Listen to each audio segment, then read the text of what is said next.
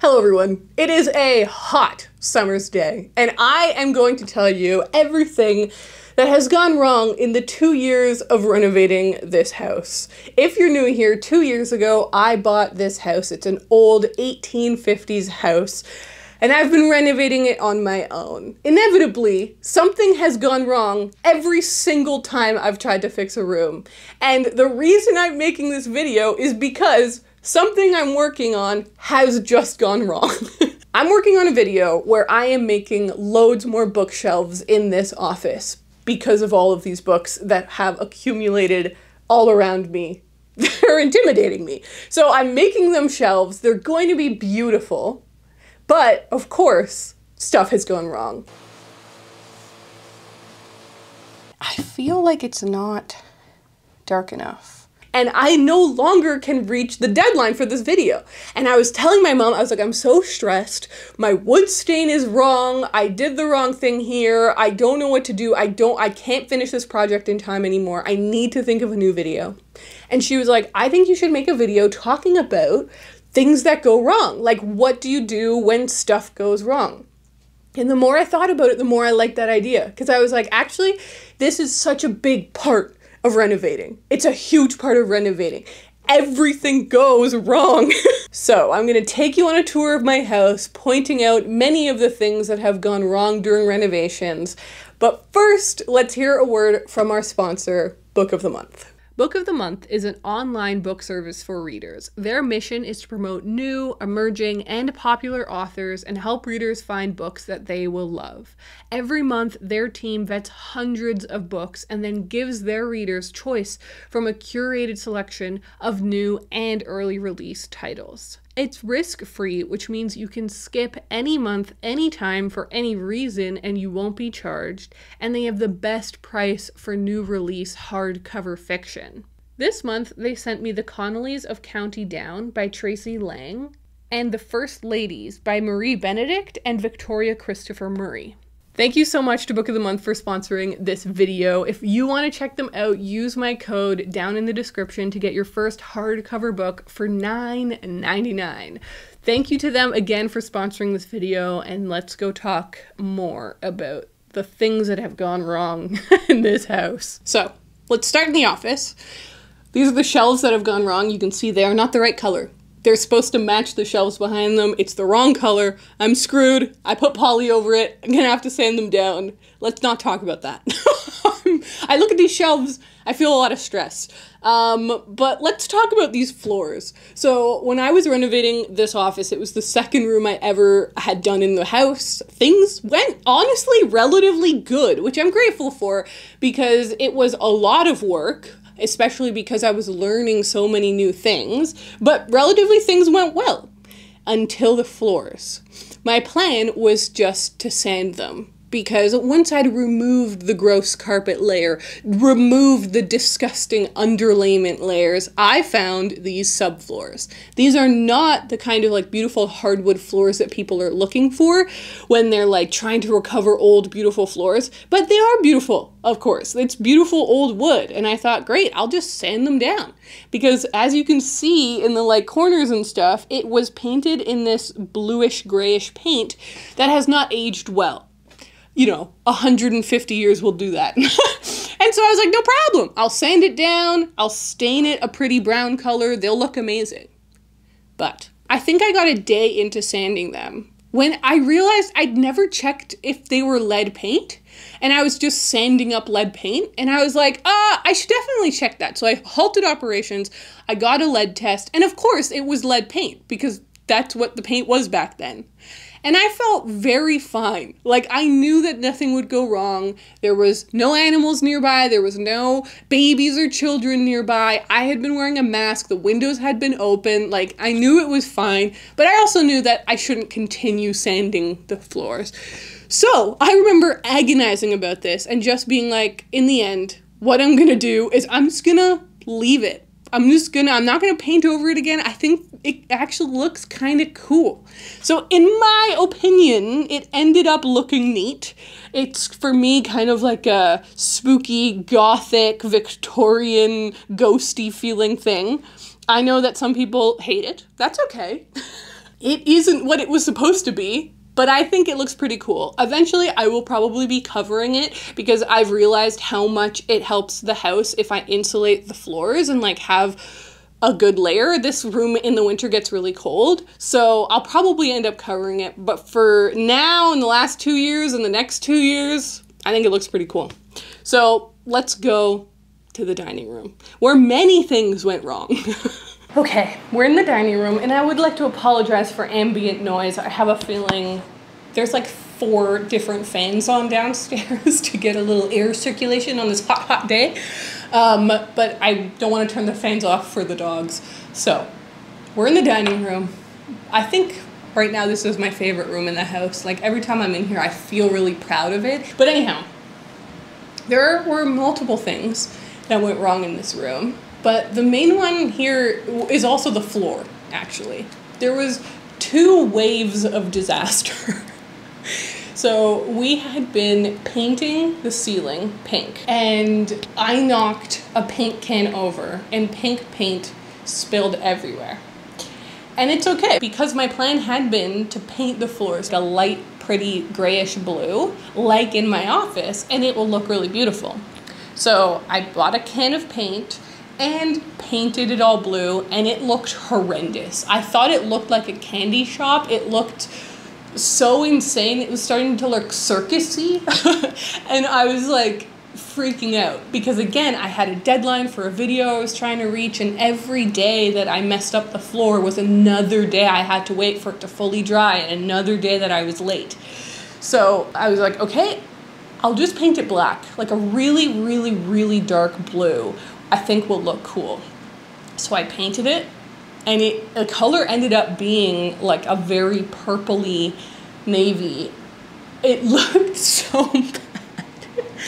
And I cannot explain to you how disheartened I was. Like, I was starting to lose it.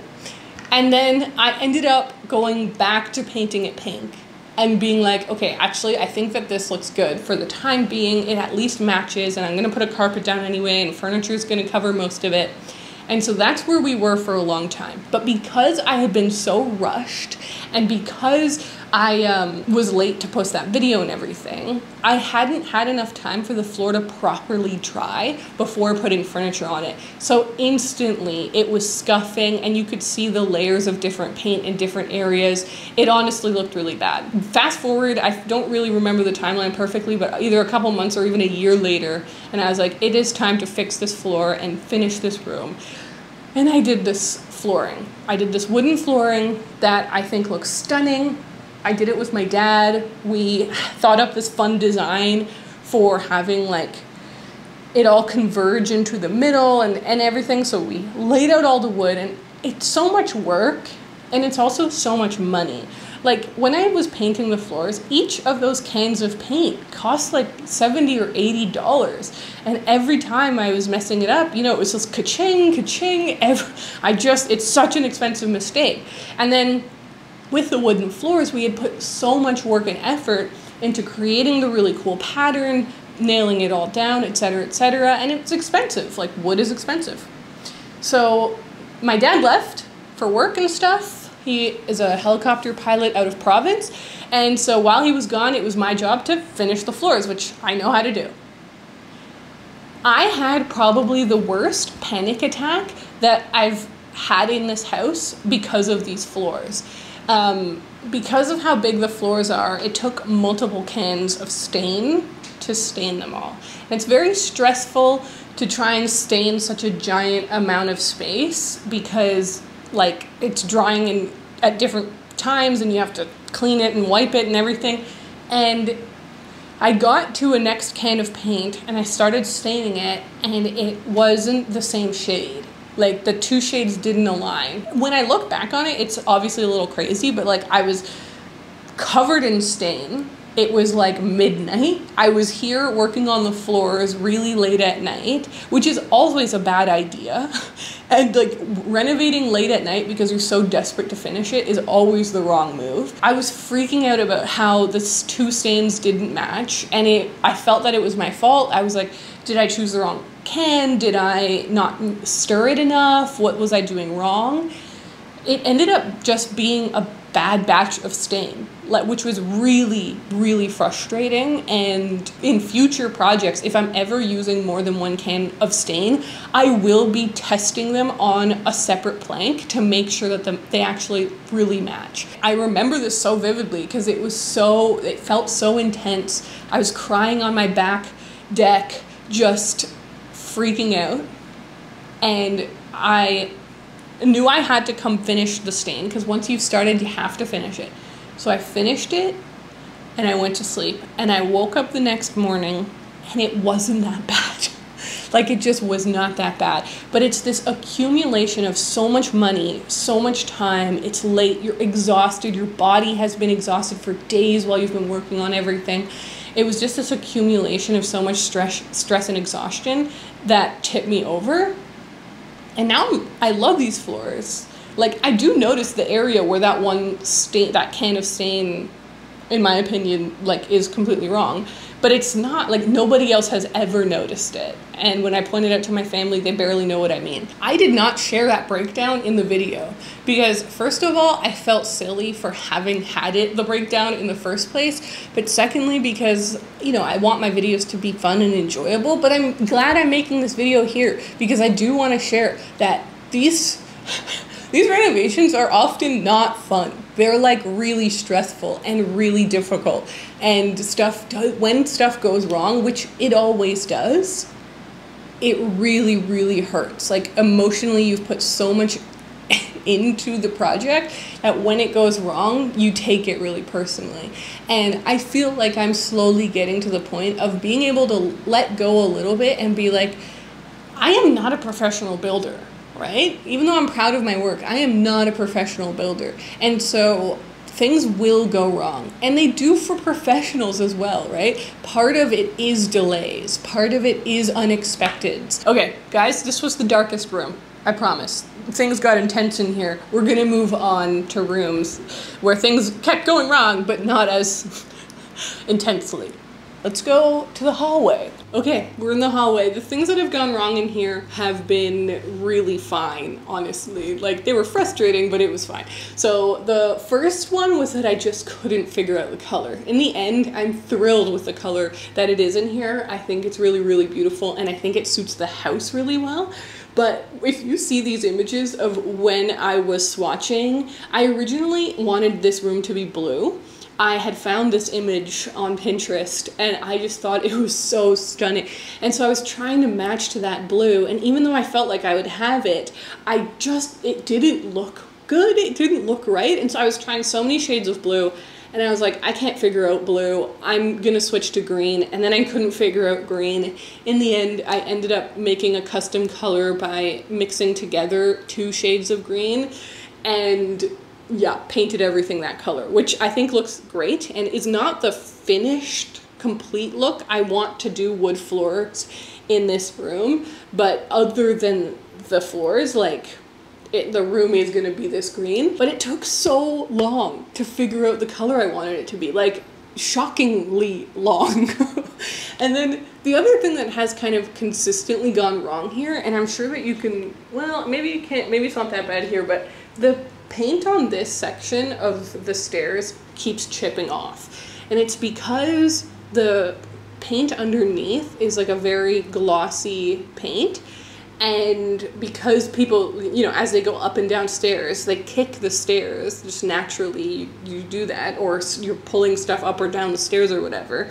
It keeps chipping off the paint because I didn't do a primer layer to help the two stick to each other. So that's the thing that keeps going wrong in this room. Before we go upstairs, let's go to the kitchen, which is an ongoing nightmare.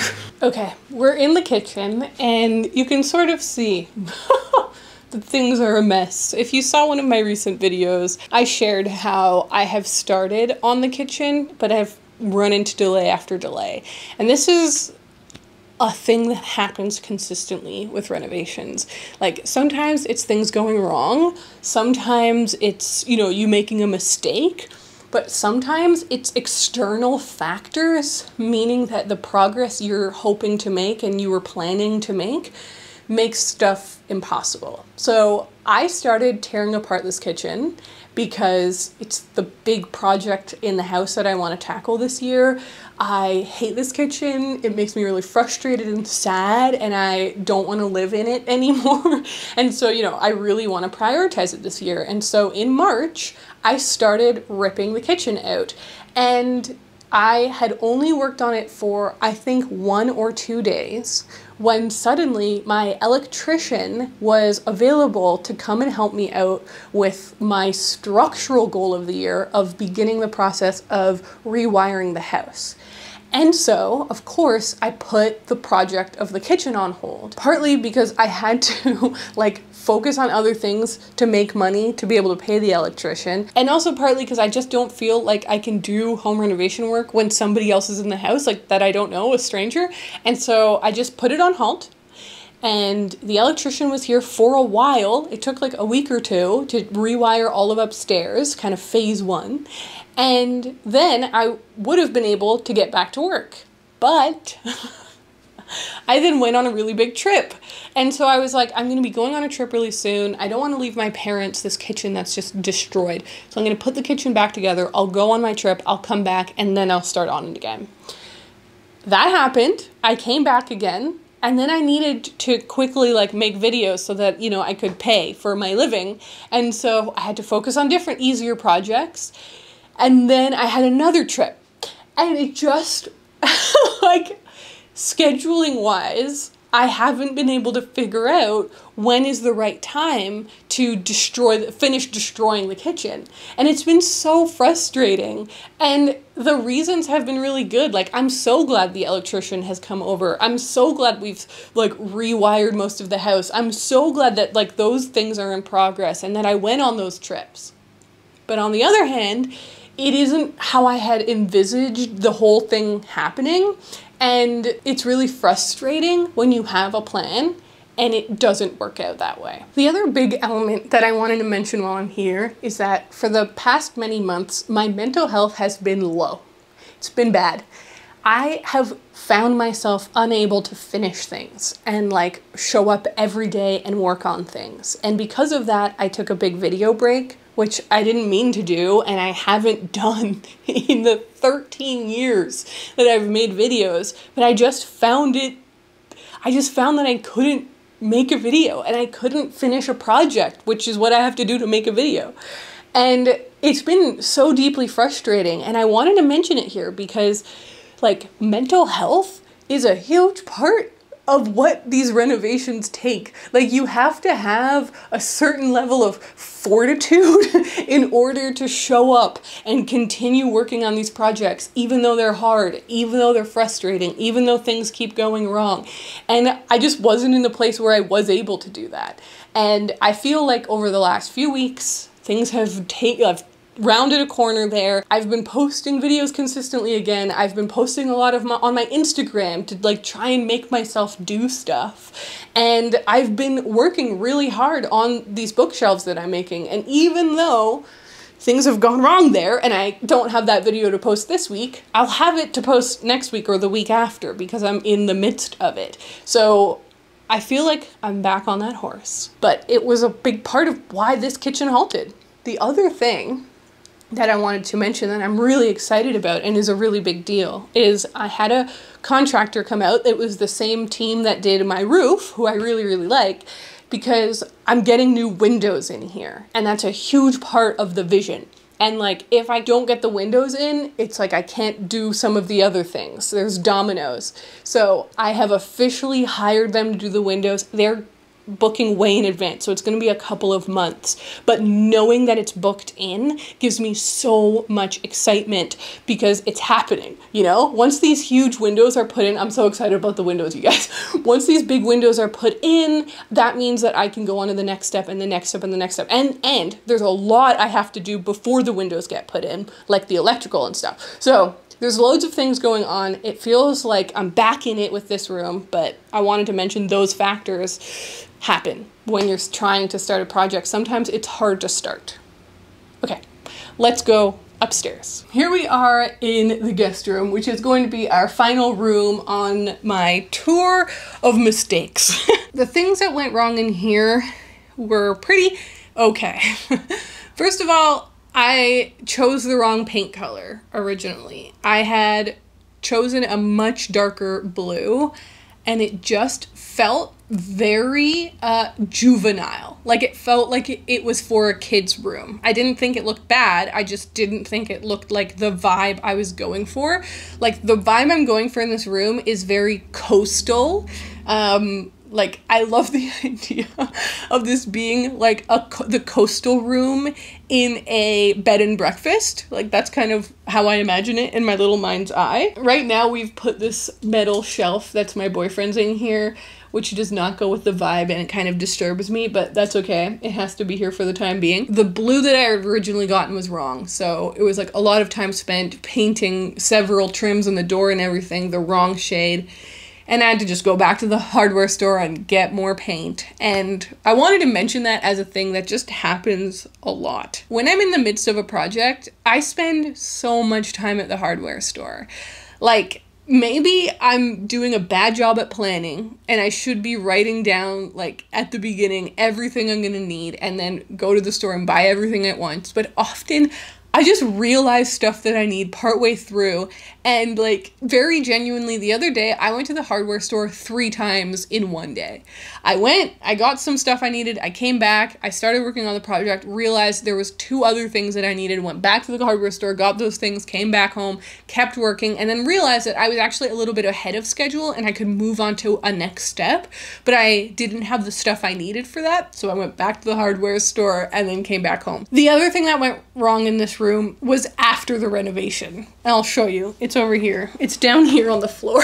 If we tilt down, I feel like I'm revealing a bad secret, but get ready. Ah! I did not realize that the stain color would be really highly affected by the sun. I didn't know that. This was the first room where I did my own wood floors. So I put down a carpet and I never moved the carpet for like a year or something. And then when I finally lifted this carpet up once while vacuuming, I realized that this discoloration had happened. Looking it up, it's a little bit inevitable, and it like, I got so stressed out when I first realized it because I felt like an idiot, and I was like, I should have like not put the carpet down, I should have been moving the carpet around, and etc, etc. But honestly, I want to have a carpet in here, so it'll just have a carpet over it forever. That's fine. Or I can sand it down and fix it in a couple of years if for some reason it's really bothering me. But that's another big part of it. It's just like letting go of things that you just, how would you have known? Like, how would I have known that? I've never done wood floors. Now I know. And so like, for example, in my dining room, I didn't put a carpet down for the first like year of it existing because I'm like, let's let it all, it has most of its change over the first year or 2. So I'm like, great. And if I do put a carpet, I'll only put it down for the winters and roll it back out, and I'll like work on that and see how that goes. But it's all a learning thing. Like, of course, if I was an expert, I wouldn't be making these mistakes, I suppose. But I'm not. I'm just learning as I go, and so things will always go wrong. Thank you guys so much for watching this video. I hope you enjoyed my tour of things that have gone wrong during my renovations. Of course, it's not a comprehensive list. Things go wrong at every stage of the process, but I will say, a lot of the time I forget them. Like, I know that things must have gone wrong and other things must have gone wrong in here, but I don't remember. I've blocked it out. I just look around and I'm like, wowee, look how pretty it is. So that gives some solace, I think. I hope you're all doing well, and I will see you guys in my next video. Bye.